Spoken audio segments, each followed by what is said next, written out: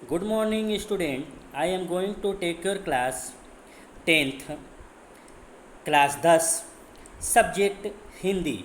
हिंदी पाठ्य पुस्तक में क्षितिज आज हम पढ़ेंगे।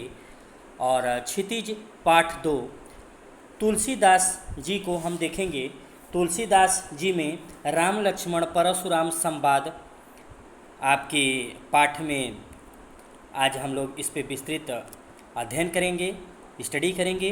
तो उसके पहले हम आपको राम लक्ष्मण परशुराम संवाद के रचयिता गोस्वामी तुलसीदास जी के बारे में देखेंगे।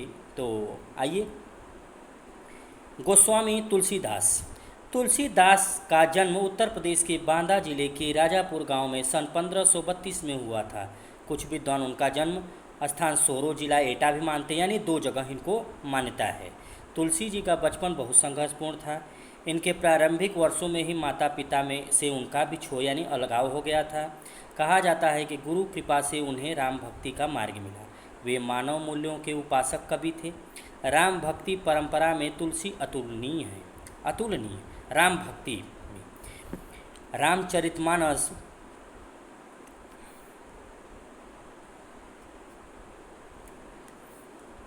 रामचरितमानस कवि की अनन्य राम भक्ति और उनके सृजनात्मक कौशल का मनोरम उदाहरण है। उनके राम मानवीय मर्यादाओं और आदर्शों के प्रतीक हैं, जिनके माध्यम से तुलसी ने नीति, स्नेह, शील, विनय, त्याग जैसे उदात्त आदर्शों को प्रतिष्ठित किया। रामचरितमानस उत्तरी भारत की जनता के बीच बहुत लोकप्रिय है, यानी उत्तर भारत में। मानस के अलावा इन्होंने कुछ और पुस्तकें लिखी। कवितावली, गीतावली, दोहावली, कृष्ण गीतावली एवं विनय पत्रिका आदि उनकी प्रमुख रचनाएं हैं। अवधी और ब्रज दोनों भाषाओं पर उनका समान अधिकार था, यानी 2 भाषाएं, अवधी और ब्रज। सन 1623 ईस्वी में काशी में उनका देहावसान हो गया, यानी काशी में इनकी मृत्यु हो गई, बनारस 1623 में। तुलसी ने रामचरितमानस की रचना अवधी में और विनय पत्रिका तथा कवितावली की रचना ब्रज भाषा में की थी। तो रामचरितमानस किस भाषा में लिखा गया है? अवधी में, ठीक है। उस समय प्रचलित सभी काव्य रूपों को तुलसी की रचनाओं में देखा जा सकता है।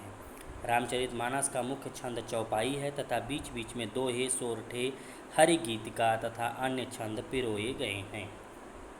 विनय पत्रिका की रचना गेय पदों में हुई है, यानी गाने वाले पदों में हुई है।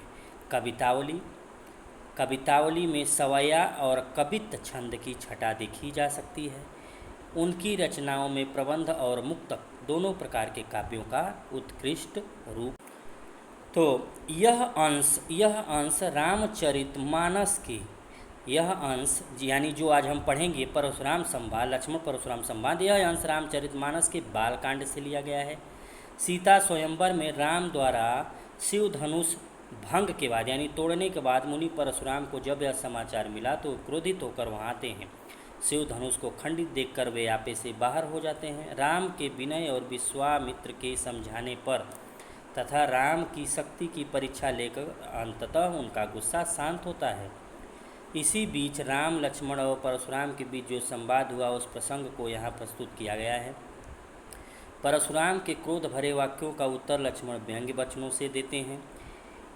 इस प्रसंग की विशेषता है कि लक्ष्मण की वीर रस से पगी व्यंग्योक्तियाँ और व्यंजना शैली की सरस अभिव्यक्ति हमें इस कविता में, इस रचनावली में मिलती है, ठीक है।